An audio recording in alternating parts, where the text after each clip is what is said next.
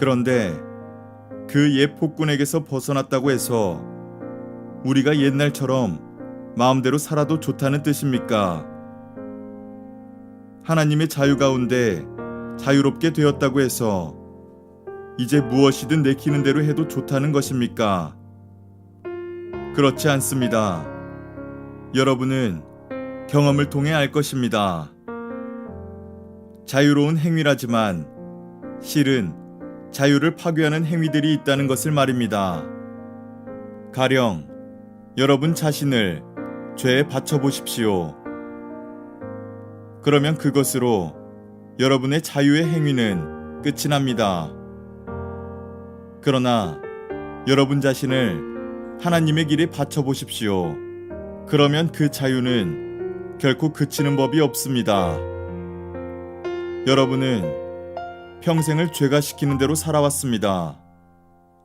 그러나 감사하게도 이제 여러분은 새로운 주인의 말을 듣기 시작했으며 그분의 명령은 여러분을 그분의 자유 가운데 가슴 펴고 사는 자유인으로 만들어줍니다.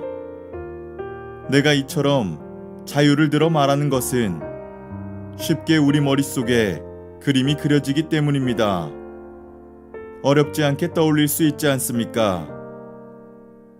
과거에 자기 마음대로 다른 사람이나 하나님은 안중에 두지 않고서 살았을 때 어떻게 여러분의 삶이 더 나빠지고 오히려 자유에서 멀어져 갔던지를 말입니다. 그러나 이제 하나님의 자유 가운데 사는 여러분의 삶, 거룩함으로 치유받고 드넓어진 여러분의 삶은 얼마나 다릅니까?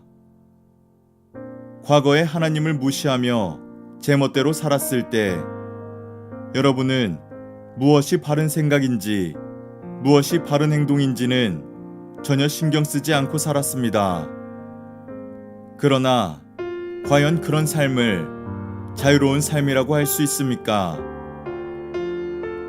그런 삶에서 여러분이 얻은 것은 대체 무엇이었나요? 이제 와서 볼 때 자랑스럽게 여길 만한 것은 하나도 없지 않습니까? 그런 삶이 여러분을 마침내 데려간 곳은 어디였나요? 막다른 길뿐이었습니다. 그러나 더 이상 죄가 시키는 대로 살 필요가 없다는 사실을 알게 된 지금, 하나님의 말씀을 듣고 따르는 즐거움을 알게 된 지금, 여러분 놀랍지 않습니까? 여러분은 지금 온전한 삶, 치유된 삶, 통합된 삶을 누리고 있습니다. 또한 이 삶은 갈수록 더 풍성해집니다.